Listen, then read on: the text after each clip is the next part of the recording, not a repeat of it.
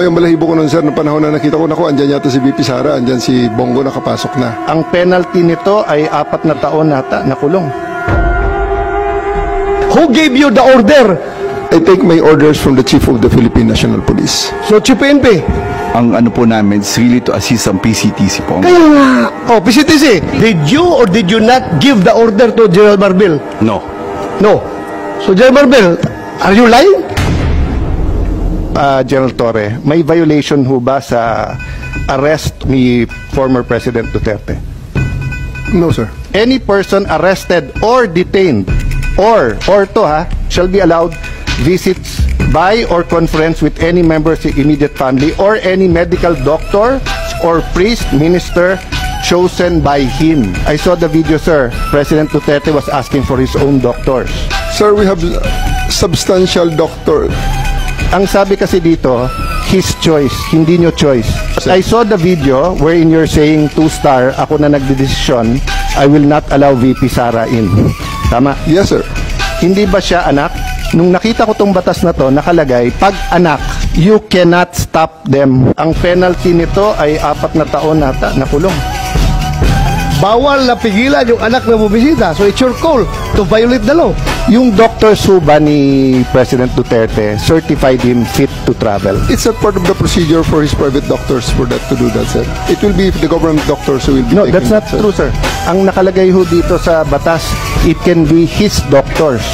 Magiging inutil yung batas if you invite your doctors and then they cannot certify. So, ang mangyayari nun, if they certify hindi pwede, sinertify ng government doctor pwede, korte ang magsasabi at kakasuhan yung doktor na nagkakamali. But if you tell me, sir, okay naman siya, o tignan mo. The law is clear eh. Hindi naman ikaw magsasabing sufficiente, hindi. But you're supposed to allow all of his doctors in right away and you're supposed to allow his family members there and not deny them. So, who give the order? Sino nagbigay sa'yo ng order? Sir, No, I have a team of you're the one there. there. Wala si SOG doon. Ikaw ang nagkarga sa kanya sa aeroplano. Kaya tinatanong kita, who gave you the order? Still, sir, I take my orders from the Chief of the Philippine National Police. So, Chief PNP. It's always the guidance that ang ano po namin is really to assist ang PCTC po. Kaya nga. Oh, PCTC, did you or did you not give the order to General Marbil? No. No. So, General Marbil, are you lying? So I'm not lying, but I just want to have the executive privilege po regarding this matter. This Ay, operational matter. nandito na tayo eh. Executive privilege ka dyan. Bakit naging executive privilege? Kanina bigla? sinabi mo, PCTC ang nagbigay ng order. Ngayon, mag-executive privilege ka. Sino-sino na tinuro mo? That's why we didn't want to attend the last hearing because this is what we were expecting, ma'am. We didn't want to be bullied. We are not bullying you, sir. Ha? We want the truth.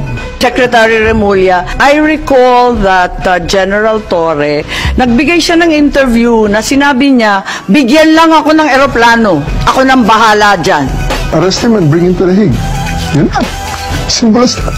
Arrest him and bring him to the Hague. Sagot ko lang, sir, bigyan mo ko aeroplano. O di ayos. So Secretary Remulla, nagpa-interview na si General Torre. We're not bullying him. He voluntarily gave this interview.